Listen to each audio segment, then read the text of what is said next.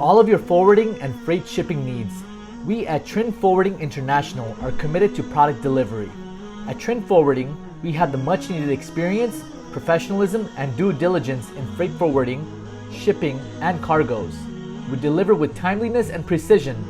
You can reach out to us at our Caribbean office in Trinidad and Tobago, telephone number 868-624-6250, or our Florida USA office at 305-887-9724.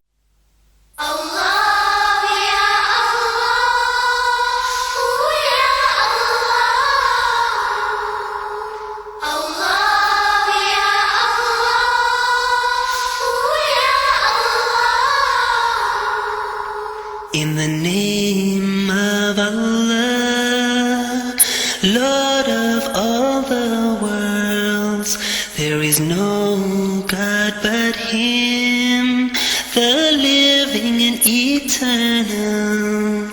Allahu ya Allahu ya Allahu. His throne extends over the heavens and the earth. He alone do we worship, He alone we ask for help.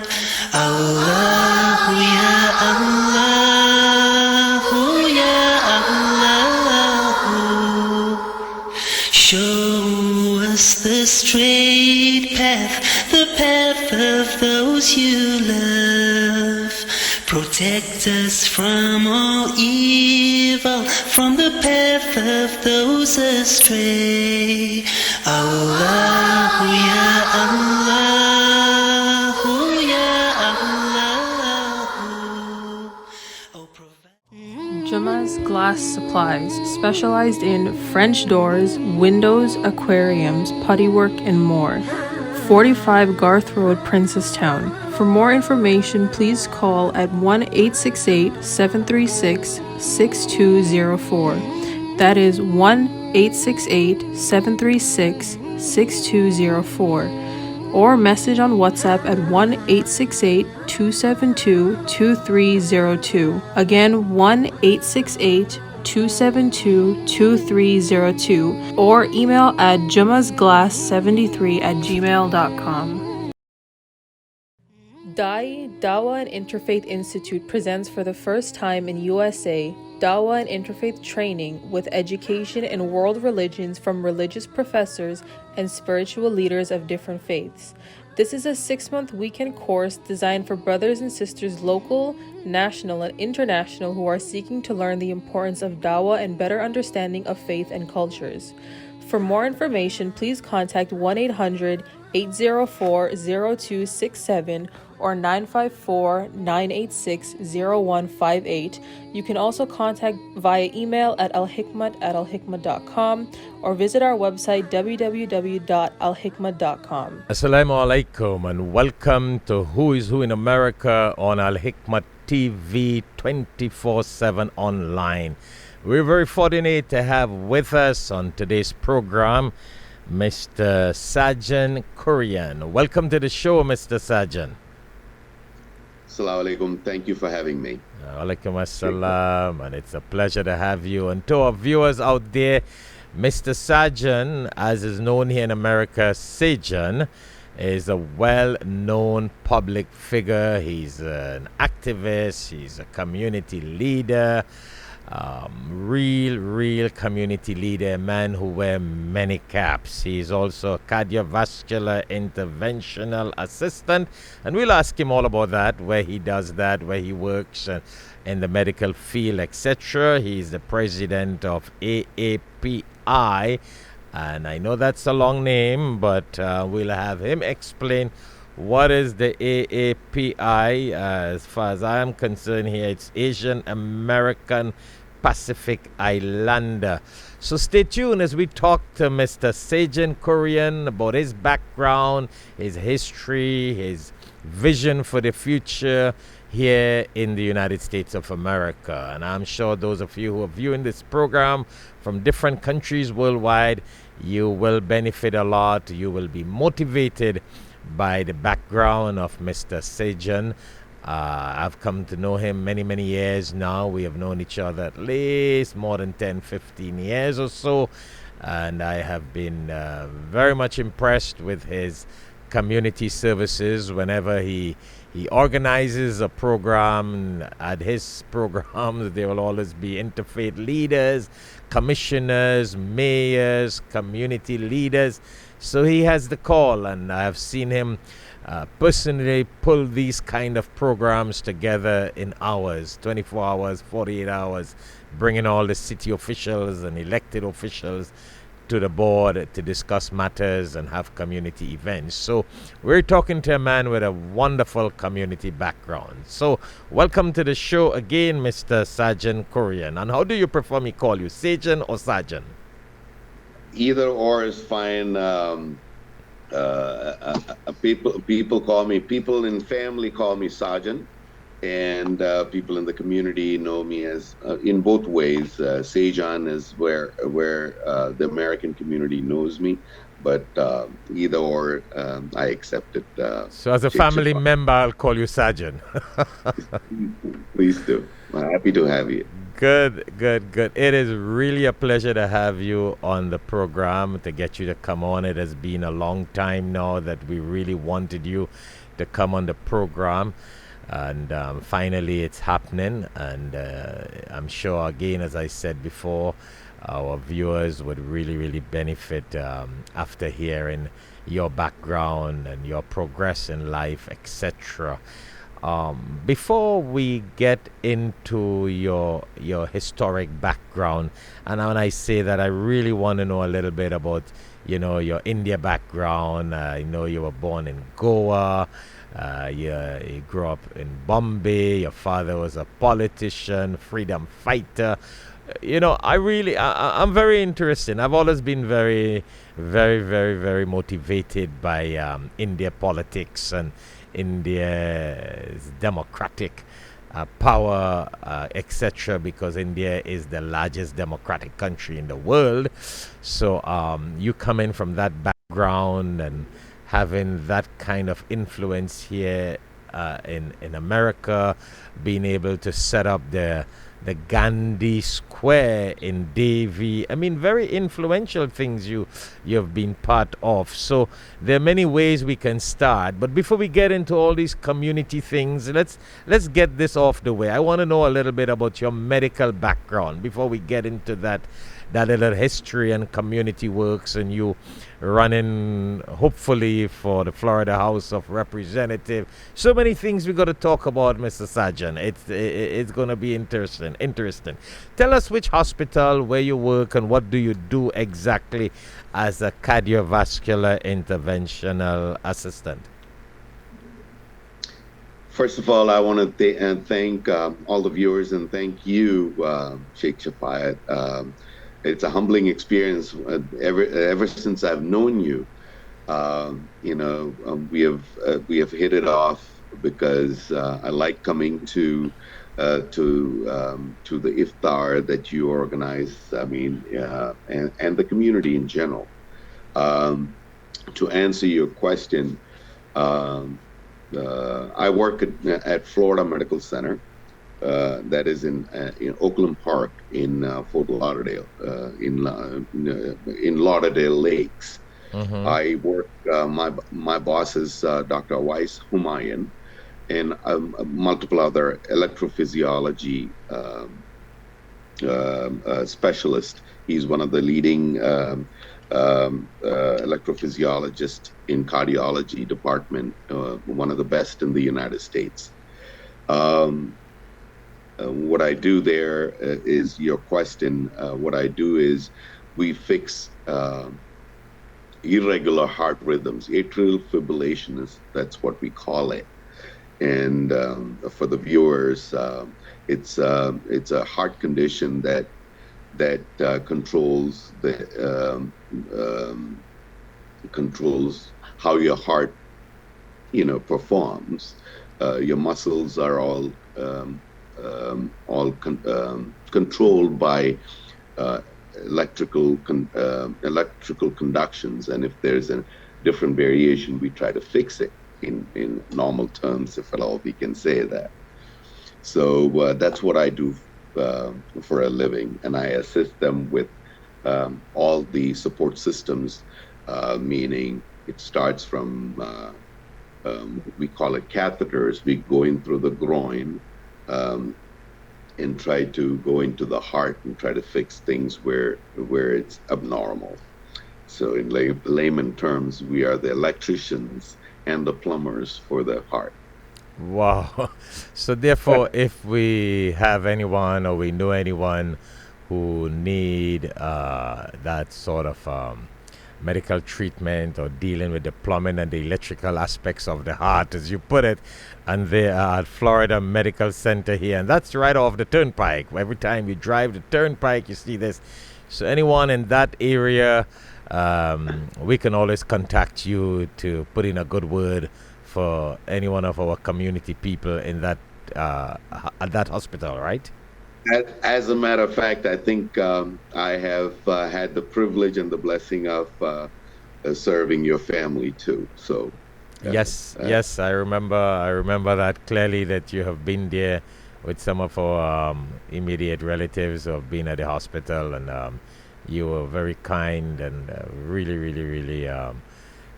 very, very courteous in your service and assistance to them. So it's always a pleasure. It's always a pleasure to have you, come on board and assist in wherever you are blessed with. So if you see me looking at this direction here, I'm basically looking at you on a big screen, So don't think I'm not looking at you. I'm looking at the big screen with you across here, so I can get a better look and the viewers can see it from a studio point of view. All right, so there are times the cameras will flip accordingly. So tell us, my brother, tell us a little bit about your background in India, where you came from. I want to hear about where you came from briefly. There are people from all over the world, as I said, who look at this show. Muslims, non-Muslims, Christians, Jews, everybody. So it will be very interesting for them to know where you came from and your progress and achievement here in the United States of America. And I really want to hear a little bit about your father. So while you're doing that, I may just cut in and out, thinking like the audience and the viewers. I may ask questions as you go ahead, so that the viewers will have a better understanding on what's going on. Absolutely. Thank you. Where do you want me to start? Tell us where you were born and you're growing up I was born in Goa, which was a Portuguese colony at that point. So, under the British rule, Goa was one of those states that was occupied by the Portuguese government. So my father was a freedom fighter during that time, and that's where all this experience comes from, because ever since I was born, I've seen my father's activism to make sure that he is available for the people 24/7. And that's what I proclaim myself to. Those are the examples that I take from my father or my mother. Both of them were community activists. So we lived under oppression all our lives. So Wow. ever since yes. So it wasn't easy, because we were limited to go out of the house, everything. So it was hard for us to make ends meet at that point. So we lived in real hardship at that time, where the government was against us, and we tried to balance everything. My parents were very much involved with our daily lives, even though we lived under oppression. But they made sure that we were all educated. So that was the biggest thing that was a blessing for us.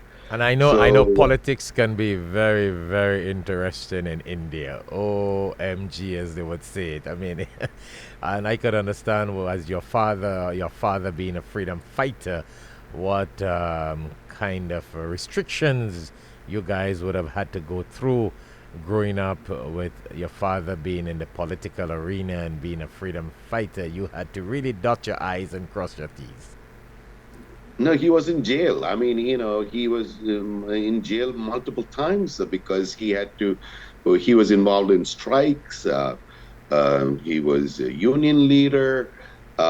Multiple things. I mean, it was hard for us because every time he went to jail, I mean, we never knew whether he was going to come back. But the problem is, he was still a fighter. I mean, I don't think in our daily lives we see any of those activism.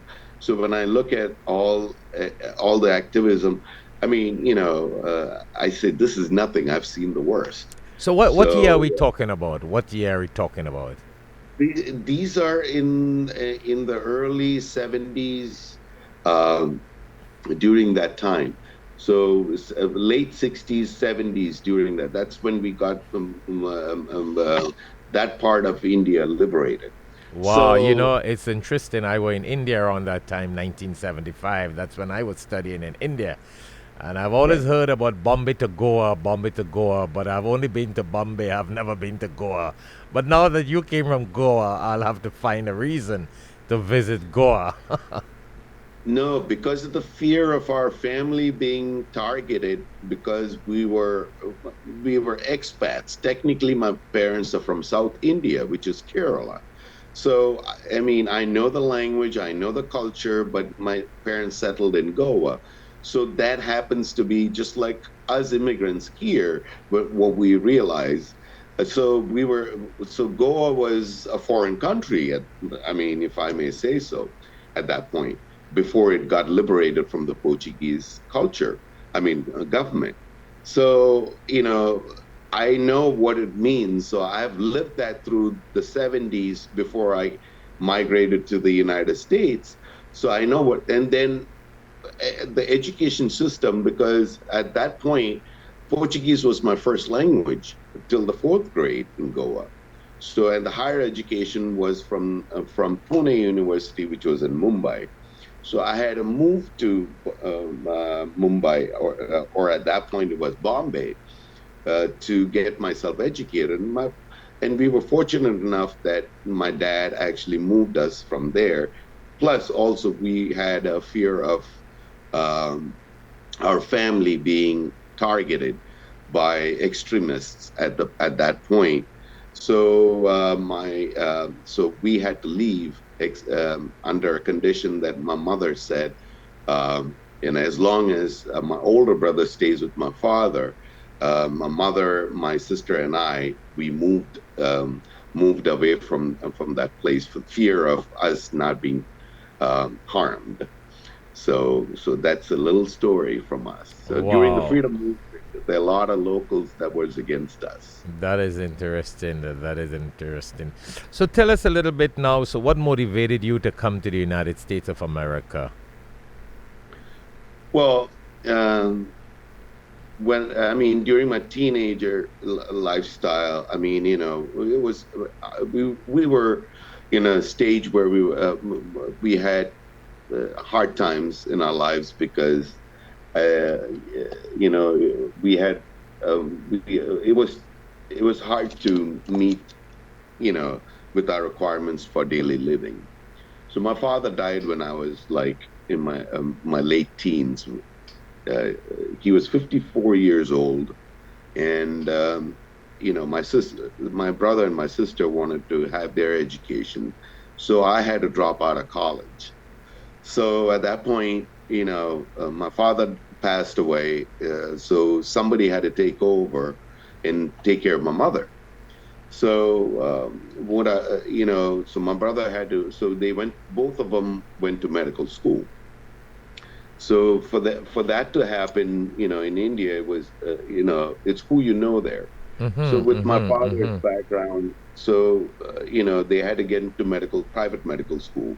private medical school entails where you have to pay some capitation to get into the medical school. And then, I had to make things happen. So, I had to sacrifice. Wow. So I moved, yes. So I dropped out of college, did what I have to. And then, once they graduated, it was time for me to come. I mean, my mother said, hey, you don't have anything here in in India, because at that time, there's no opportunities. If you're not educated, or even if you're educated, there's limited opportunities. That's why, America was the best option at that point for me to, make ends meet. If we say that. So that's why I came to America with $50 in my pocket. The ticket was the only thing that I had. And my father's principles and morals and my parents, what they taught me, said, hey, you know what? Go out. My mother said, go out there. You're a good man. You've done enough. I think there's nothing here India can offer you. So, you've got a huge potential. Go out there and see, make best of what the family has taught you. So I came here in 1991, November. And from there, there's a lot more to it. So starting from selling newspapers to who I am today. Wow. And I did see in your bio that you are a certified radiologist, right? Yes, I'm a certified radiology technologist, which is basically X-ray technician. So that was the only option at that point, because I couldn't afford to go to a med school today. Which is offered today. But you are the people who make most of the money nowadays, because everybody need you. Nowadays, when you look at what goes on in the hospitals, they all wait on the radiologist technician to tell them what's going on. Yes. So I was fortunate to, I'm sorry to interrupt. Yeah. I was fortunate enough to be in the healthcare industry. At that point, I did sign up to go to med school, which at that point, a radiologist actually told me, hey, you know what? By the time you graduate, it's going to cost you over $1 million by the time I get the specialty. So why don't you, because you're good with your hands, you have a gift that none of us have. So I said, why not? And I pursued that, and I worked my way up from there. My life started off as a janitor, working in a Burger King store, to applying to, went to night school to keep up with my education, because none of the paperwork was transferred from India to here. It was red tape. Well, at that point, there was no connection system what we have today. And that is so interesting, because it's people like you and your background that really, teach the world what it is like to come from zero to a hero. That now you're a radiologist technician, you're connected with all these politicians, all these commissioners, state reps, leaders, and soon you may just be one of the Florida representative in the House of Representatives here. But you know what? It's interesting, really, really interesting. And I think that's why we like to talk to people like you on this show, so that you can motivate our viewers throughout the world, where you came from, your background, and how you struggled through to be successful and be a man of who you are now in the community and the society here in the United States of America. So we got to go on a short break. When we come back, we want to continue our conversation on your connections, political connections, community services. I know that you served on a lot of boards and a lot of community organizations, etc. And you were very influential in establishing the Gandhi Center in Davis City here in South Florida. We want to hear all about that. We want to let the world know that people who dream of things, their dream can come true. So to our viewers out there, stay tuned. We're talking to Mr. Sajan Korean, a man with an interesting background, great vision for the future, great community leader. Stay tuned. When we come back, we will continue this conversation with him, inshallah. Assalamu alaikum. Allah gives hikmat, wisdom, to whomsoever He wills. And whomsoever is given wisdom is certainly given a lot of good. Only the people of understanding will benefit from the reminder. Tune in to alhikmattv for khutbahs, lectures, and Islamic reminders. Assalamu alaikum wa rahmatullahi wa barakatuh.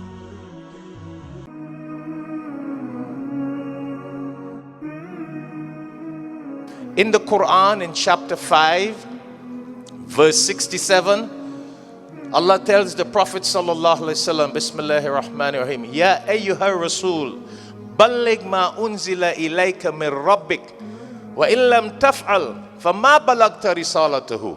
Very deep.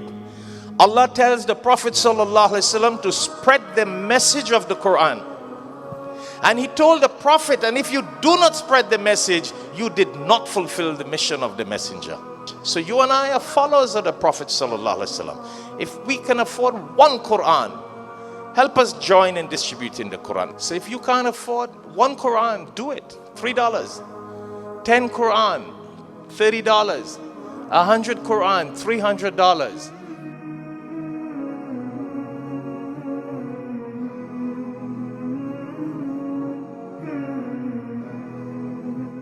Assalamu alaikum and welcome back to Who is Who in America on Alhikmat TV 24/7 online. Once more, it is a pleasure and honor to have with us on today's show Mr.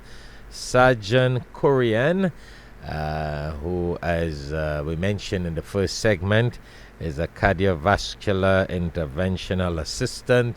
He's a radiologist, a technician in the medical field.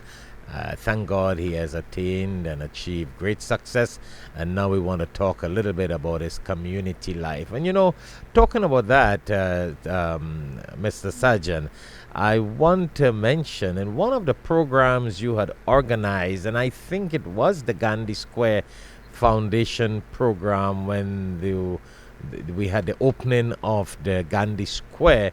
Was it that program you had someone from the India Embassy in Atlanta? I don't know, was it Consul General or the ambassador or something to that effect? I don't remember clearly.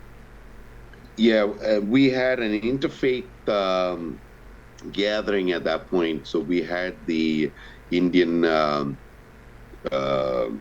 Consul General for the Interfaith program, and we have had multiple programs which you were also invited because it was an interfaith. So we had the Muslim community, the Hindu community, the Jewish community, and the Christian community all come together because we have to bring awareness as to who we are as a community together. Mm-hmm. And unless we bring that together, local people do not understand. I mean, even though they are aware of it, I was honored to be a part of the program where I had the 7th statue of Mahatma Gandhi.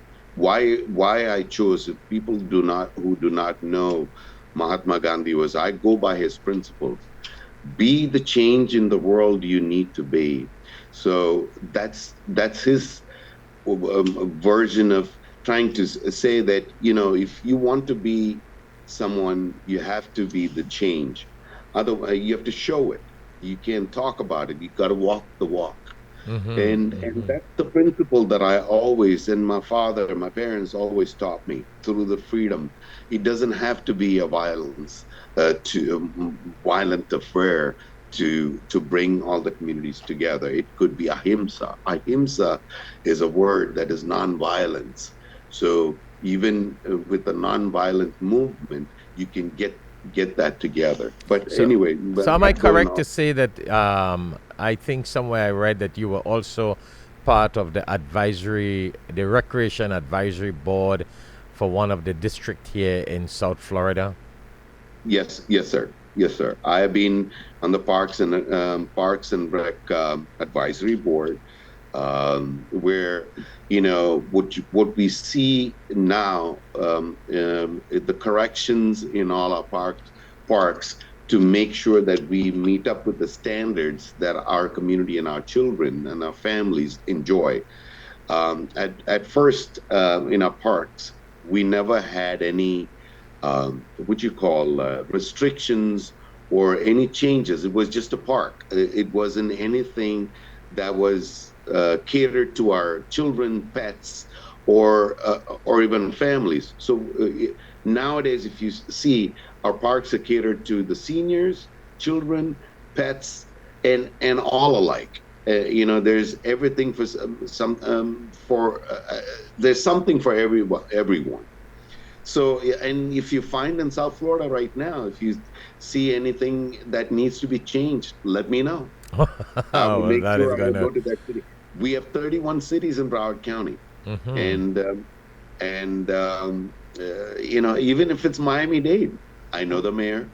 I can make sure that I can have an outreach to anywhere in the 67 counties in the state of Florida. We have an outreach there.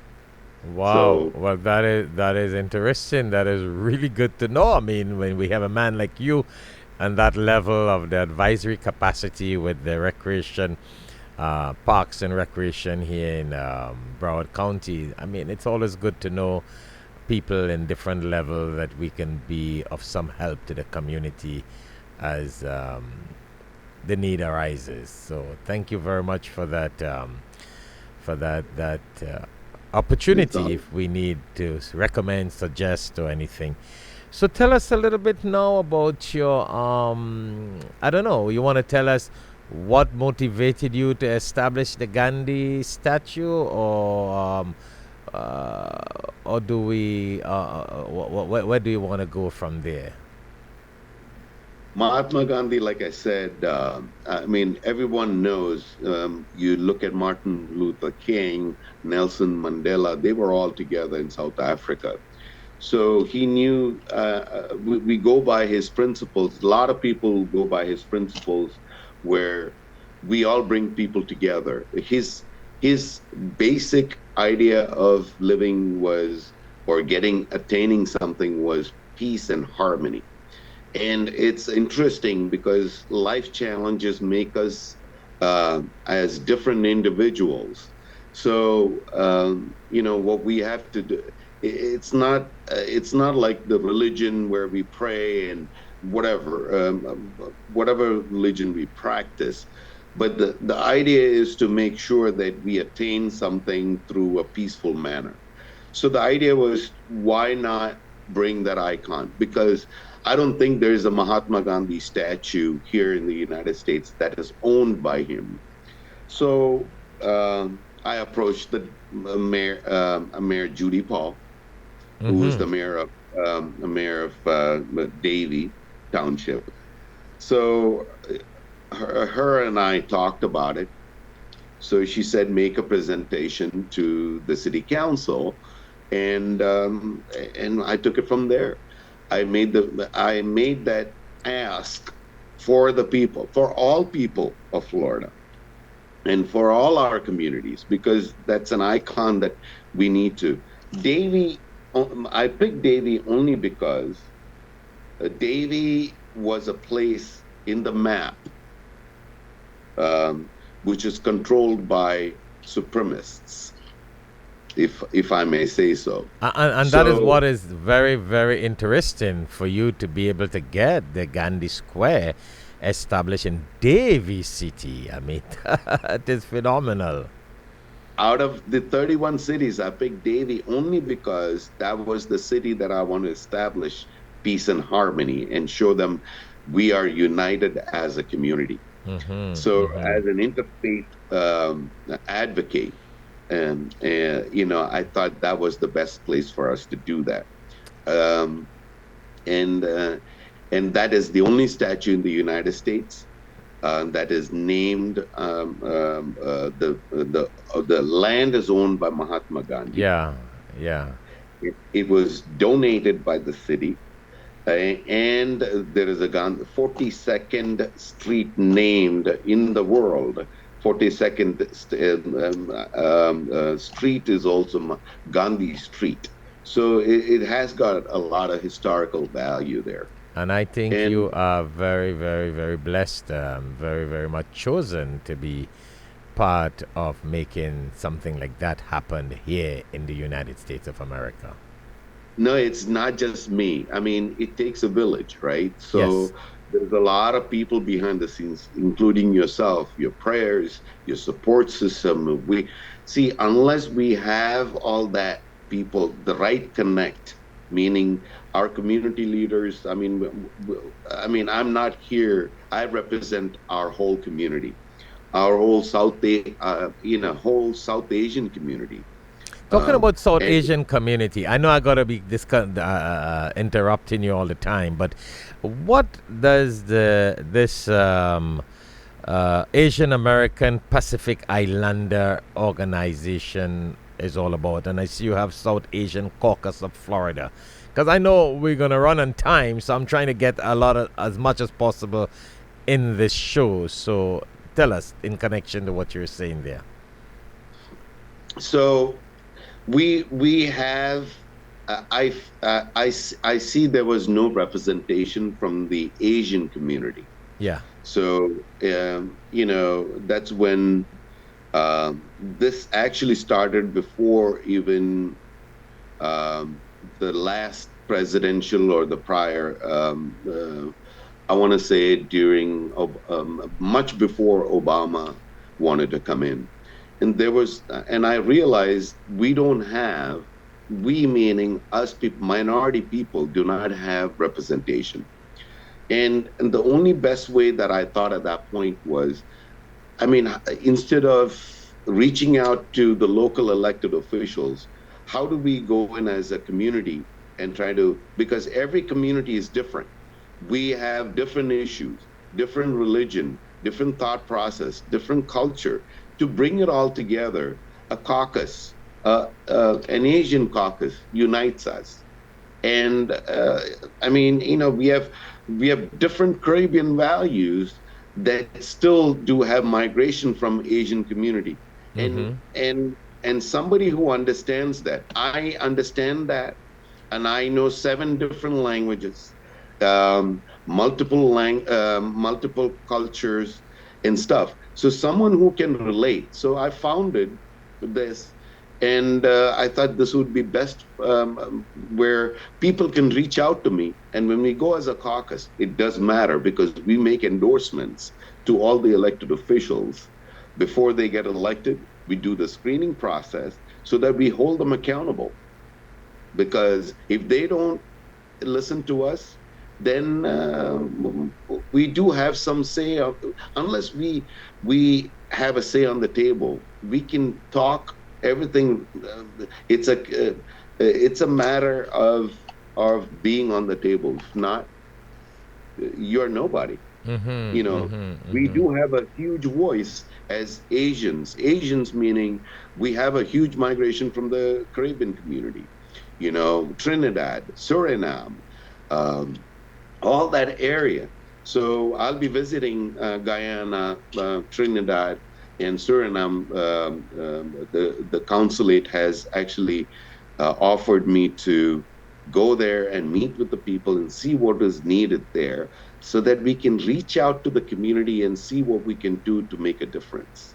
You see, that's what, it's not about me being in a political arena. We have to meet the people at their level. Most of the politicians, what happens is once they get elected, they forget about the people because they're too busy. But I don't know doing what. To me, my biggest motto is to make sure that I'm available for the people 24/7. Whenever you call me, I never have a missed call. If at all you missed a call, either I'm at the hospital scrubbed in to do a procedure, or I call you back within the next minute as soon as I see the phone. So those are things that not many. Now, I've started a free clinic. That's the biggest thing that I plan to do. Offer services for the people who are in need. Health is something that is not somebody who not everybody has that expertise. Now, being in healthcare, that is something, and in being in the union, I've seen a lot of people do not have insurance. The best thing that a person can do is health. To me, health is wealth. You know, so the biggest thing that you can offer is somebody their own well-being in health. And you being the expert in the health department, knowing all these people and all these doctors and all these different areas. I mean, what else? That's the opportunity, and that's the time to bring them on board to coordinate. How do you think the Surgeon General for the United States is an Indian? So how do you think that happened? So we make sure that people are at the right places, and he's from Miami. So Wow. So, of course, we do have Vice President Kamala Harris. So, we need Asian representation. You went to India, you needed visa or passport services. Even, there's a backlog of passport services. I do help people get all that done. If you need to travel anywhere, unless you're known to, or if you know the protocol, how the government works, there are a lot of things we can do. So are we talking about the Indian government here or the American government? I am on bilateral relationships. I build just not India. We work with UAE. We work with other governments. Bilateral relationship, intergovernment relation is my biggest expertise, because we got to connect with different governments to make sure that we bring businesses together. We do communities together, cultures together. We educate them. That is the major criteria. That is the biggest thing that I try to rely on. Very interesting. Listen, listeners. That's why we are blessed to have you on the show, because you're a man from different walks of life and a true community leader where you can really help people. And that's what community leadership is all about, being able to utilize what God has blessed you with, the ability, the potential, the capability, and to help other people. That's where the give back comes from. Well, keep me also in touch with your Suriname, Guyana, Trinidad, Caribbean, Indo-Caribbean kind of connection, and we can see where we can come in when you have that whatever potential trip to the Caribbean, and how India and how you here in America can help that part of the world with their history and their geographical settings, etc. All right. The Prime Minister of Suriname has actually invited me to come there to start a healthcare program there. So that will be something that I will be pursuing, see if at all I can do. My brother, he is the global chair for the medical doctors. So we're all trying to get everything together, so that there's a poverty line there, that there's a need for people. So we're trying to do something on a humanitarian grounds. That will be interesting, because as you know, of course, that in Guyana and Trinidad, there are also a lot of doctors from India.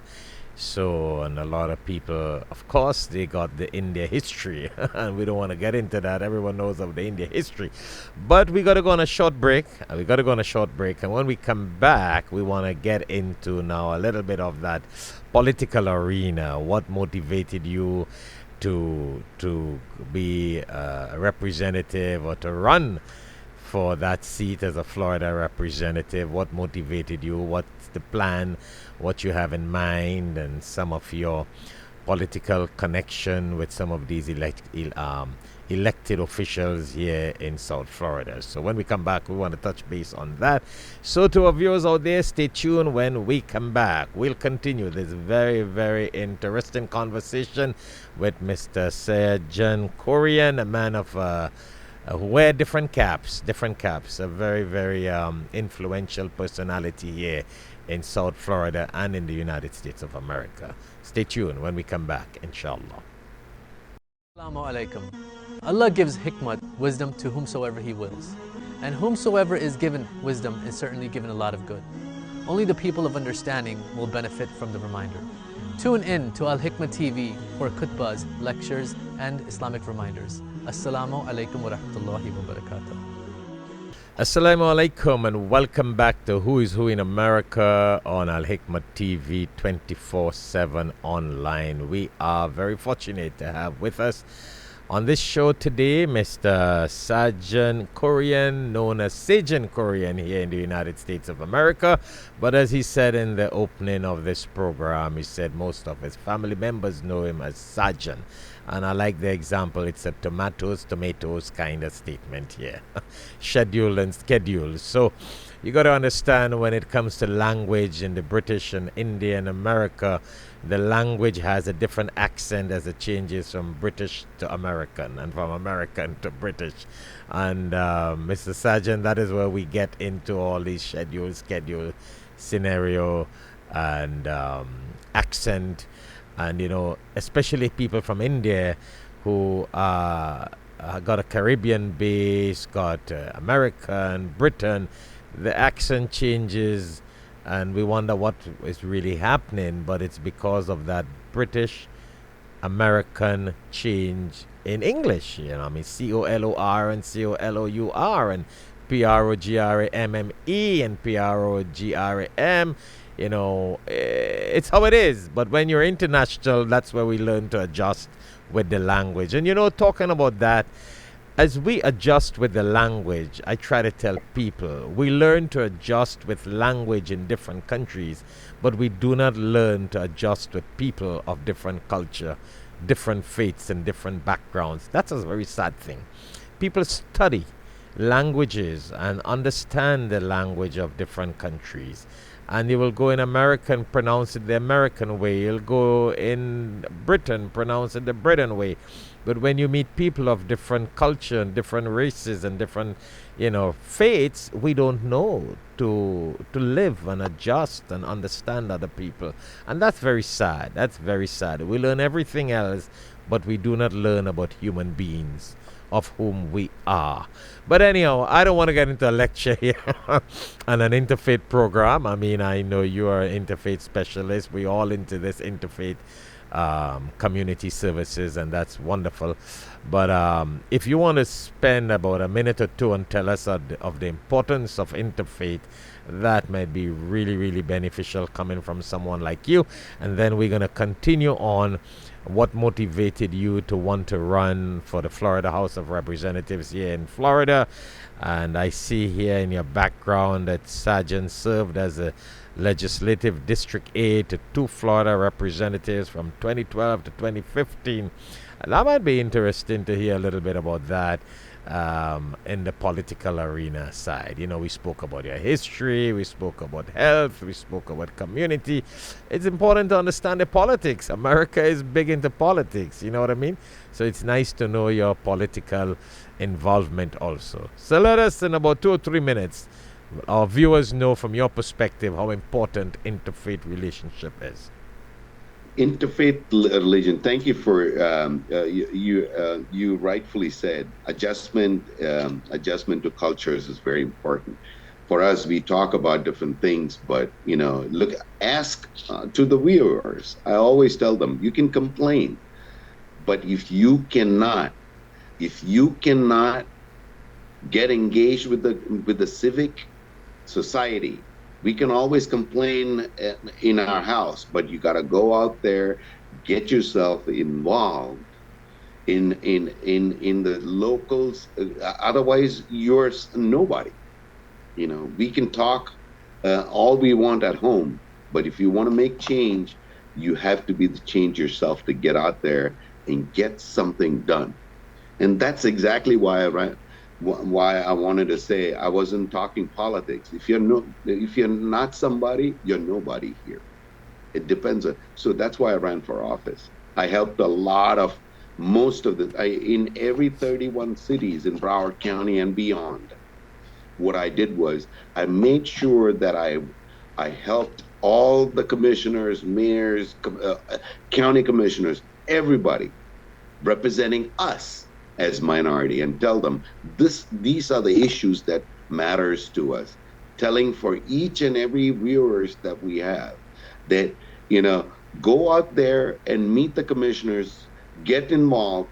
And that is why I said, you know what, if I don't run, people are never going to take me. It cost me a lot of money. I had to deplete all my savings. It's for all the viewers and the people that I represent. And it took me to a different level where, like, who I am today, because I don't need anything. It's just peace, happiness, nothing else. And I'm available 24/7. So you are on the verge of running again. I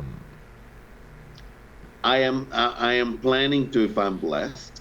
So I've got a couple of options. I'm looking at it, but nothing is finalized yet. So alhamdulillah, if I get the blessings, time will tell, because as we say, inshallah. Yeah, inshallah.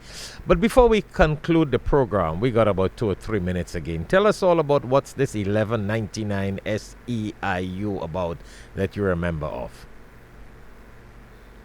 1199 SEIU is a union that is under the umbrella of AFL's CIO and other unions. Union is it's a healthcare workers union. So what we do is technically represent all the healthcare workers, ancillary workers get minimum wage, healthcare. Minimum wage. Now that we see what we have, $15 an hour, we were the champions for that. So not many people realize how the minimum wages came about. All they know is, like, from $10, all of a sudden I got minimum wage 15. But we played a major role in trying to advocacy team through congressional people. We went to Congress, we had rallies, we went in rain or shine. We were there trying to lobby all, including the President of the United States, saying that it is for living wages increase is a human right. When the cost of living goes up, we got to bring meals to the table for our families and children. It's a common thing. But when the gas prices are $4.5, $5, you can't live with $10 an hour wages. It is outrageous. So that is one thing that motivated me was, there was a need for representation, and they needed people in the healthcare industry for us to start a union so that we all see united we stand. Union is always strong when we have enough people to represent us. I'm a not perfect person, I always claim that, only because we learn from our peers that and the first thing in everyone's life is you have to admit to your own mistakes. When we have that openness within ourselves, we'll always be successful. Being in the union gives me the authority to claim something, and because we make endorsements to all the elected officials. Right. We hold them accountable because we tell them this is what we need. We need families to be covered, healthcare workers' safety, and many other things. Union is what, if you have an issue between your employer and the worker, union comes in to represent you. So If you are a healthcare worker, join the union, because you do not know the value of what a union is, because you don't know what your representation entails, because you have like you get pulled over. You need to know what your rights are, especially in the United States. So, there are a lot of things. I mean, we can go all day, but again, people who know me, call me. I'm available 24/7. You get into some issues, call me before, I'm not legally qualified to give any legal advice, but I can put you through somebody who knows better than I am. Wonderful. Wonderful, wonderful. Okay, so we have come to the end of the program, Mr. Sajan. And you got a minute. Conclude. Say what you want to say. Tell the audience. What would you like to tell them in a couple of seconds? I personally want to say that I'm honored to be here. Thank you for having me here. And the biggest thing is, if you need me, I'm available 24/7. Shaikh Shafayat, you're more than a brother to me. I know I seek your blessings and advice all the time, but to the viewers out there, there's help if you seek it. I'm always there for you guys. I love you guys. God bless everyone. Thank you very much. And to our viewers out there, it was really, really a pleasure and honor to have with us on today's show Mr. Sajan Qaari, and as he is known here in America, Sajan. He's a community leader. He's in the medical field. A man who wears many caps, and is a person with a great history coming from his parents, his community leadership, his interfaith, his political connections. God has really, really blessed him. I can personally vouch for that, because we have a connection for more than 15 years plus, and I've seen him in the community and how he leads and how he gets things accomplished. He's not a talker, he's a walker, as we would say. He gets things done, and we were very fortunate to have him onto this show. But as he said, if those of you who listen to this program, or you viewers out there, if there's anything you would like to know about and you would like an advice on, feel free to give us a call in Alhikmat office, and we can put you on to Mr. Sajan Qaari. So once more, it is a blessing to have all of you view this program. A pleasure and honor to have Mr. Sajan Qaari with us in today's show, and always stay tuned to Alhikmat TV 24/7 online. Until then, Assalamu alaikum wa rahmatullahi wa barakatuh. Dawah and Interfaith Institute presents for the first time in USA Dawah and Interfaith training with education in world religions from religious professors and spiritual leaders of different faiths. This is a 6-month weekend course designed for brothers and sisters local, national, and international who are seeking to learn the importance of Dawah and better understanding of faith and cultures. For more information, please contact 1-800-804-0267 or 954-986-0158. You can also contact via email at alhikmat@alhikmat.com or visit our website www.alhikmat.com. Linda M. Kaplan, PA, an immigration law firm. Over 40 years of legal services in immigration and naturalization matters. Contact her at 305-670-7665. Once again, 305-670-7665, or email her at lk@lindakaplan.com or visit her website lindakaplan.com. You can also contact for more details the Alhikmat office at 954-986-0158 or 1-800-804-0267. You can also reach out to them via email at alhikmat@alhikmat.com, the website www.alhikmat.com, and visit the Alhikmat TV www.alhikmattv.com.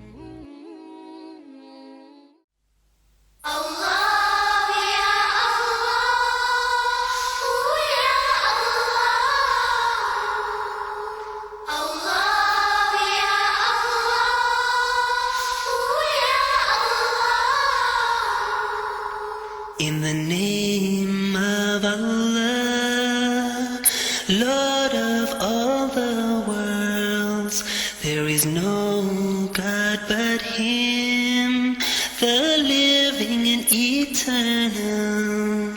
Allahu ya Allahu ya Allahu. His throne.